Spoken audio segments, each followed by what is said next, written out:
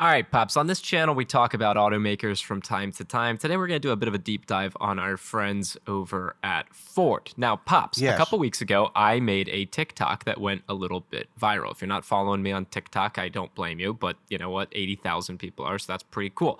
Got over 500,000 views, and it was about Ford dealers adding markups to F-150 Lightnings. Yes. We've talked on this channel a lot. We've written about it on our blog. Ford put out a memo that said dealers won't be doing things like that, adding markups and whatnot. That's why they created Ford Model E.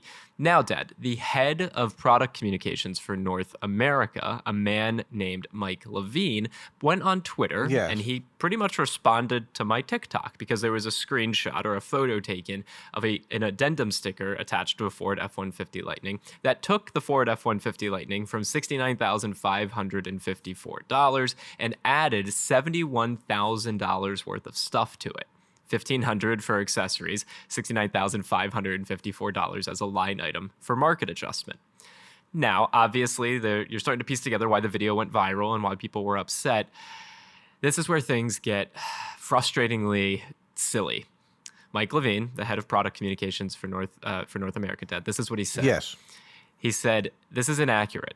The dealer confirmed it was an error, and the MSRP was input twice online. In fact, this is a demo unit and not for sale. The sticker was removed within 24 hours." I'm going to shut up, Dad, and let you just kind of explain to all of us how inaccurate that statement is from Mr. Levine, who is welcome on the channel, by the way. He's welcome to join us. Welcome anytime. Listen, whether it's a demo vehicle or not, dealers are always going to add their addendum label to the car of the things that they've added to it, so that when it is no longer a demo vehicle and it is available for sale, and the reason you would do it on the demo when it's still not available for sale is because somebody might walk in, see that vehicle and say, "Hey, I understand it's a demo. You can't sell it at the moment. I'd like to be the one that buys it. I'll put a huge deposit on it once we agree to a price so that when you can legally sell it, I'm your buyer." Want to know who the good dealer is in your neighborhood? Go to joinyaa.com and check out our crowdsourced dealer reviews. All of our community members coming together to help one another. And let's be clear, Dad, you said legally. And the thing is, Yes. Ford tried to put some rules in place to block dealers from selling demos. Yes. The rule is that if you sell a demo unit, it's a $25,000 fine. Well- so it is legal, but it's just going to cost you. Well, yes, and they've threatened other actions. So when it's in your best interest to sell it. Now, is it in a dealership's best interest to sell it when they can double the price of it and pay a $25,000 fine and still come out $75,000 or $50,000 ahead of the game? Or is it in their best interest to wait the 6 months that Ford would like them to wait? You know, if a customer came in and said, "I'll pay that $140,603 gladly if I can take the car today," well, the dealer's thinking to himself, "We just made an extra 46 grand. We can live without this demo." The real point here is that when you print an addendum label, there's two ways to print them. You can either have somebody sitting at a typewriter, and for those Typewriter. and for those of you who don't know what a typewriter is, well, I would suggest you look it up. And that they would add every line item and they would type it up, or they would use a computer. And Why did you use the first example? I don't because that's how understand. we used to do them in the old days, was a typewriter. You know, that we didn't have computers back in the dark ages when I started. We barely had fire. Okay. So now they use a computer, and in the computer, you have to list every line item that you want to add something for. Somebody knew that they were putting in there a market adjustment of $69,554, and that wasn't a mistake. The mistake was that somebody took a picture of it and put it online. That was the error, okay? Otherwise, there was no error here. Mike Levine, he's just trying to spin it, you know, and this country would grind to a halt if spinning stopped. That's all I'm saying, okay? Everything is built on BS and spin. This is pure spin from Ford.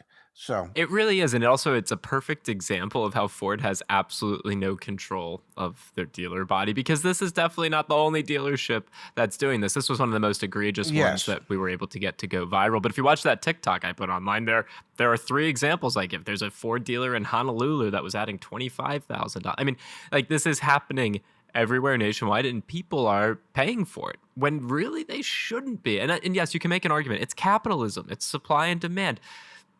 It feels disingenuous for a customer to go in and realize, like, hey, the rules between this franchise dealer relationship are such that they shouldn't be able to do that. Taking advantage of that situation just doesn't feel good. And that's why obviously we do it. We do to try and make these videos go viral, to try and educate people. And then for Mr. Levine, however you pronounce his last name, to come out and say, no, it was just an accident. I mean, that's the egregious part here. It's not an accident. And here's the latest. Dealers are asking Ford, would it be okay if we add a separate line item or a separate addendum to our contracts, legally binding these Lightning customers to keep the vehicle for at least a year before they can sell it?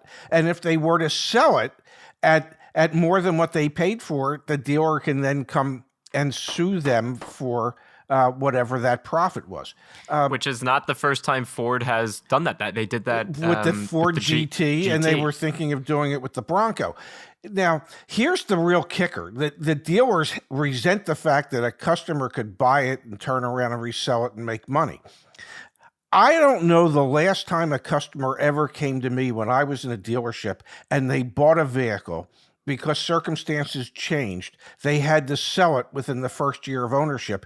And I don't know, they lost money because cars traditionally depreciate. I don't ever recall a customer coming to me and saying, hey, I want you to make up that depreciation because, well, I lost money. It wasn't I didn't want to have to sell it. So why should a dealer come to a customer when the situation's reversed and say, well, you shouldn't have that profit? We should. That is pure, unadulterated greed and a thought process that somehow needs, I don't know, perhaps electric shock treatments to bring people back into reality. I'm sorry. That's just share this video with anyone at Ford, please. Share this video to Mr. Levine, Jim Mark, Farley, Mike, Farley. Yeah. Just share this video because this is ridiculous. Ford thinks we're stupid, man. We're not stupid. We have high school degrees. We're not stupid. Speak for yourself. No, I did get my high school diploma. I have no idea where it is, but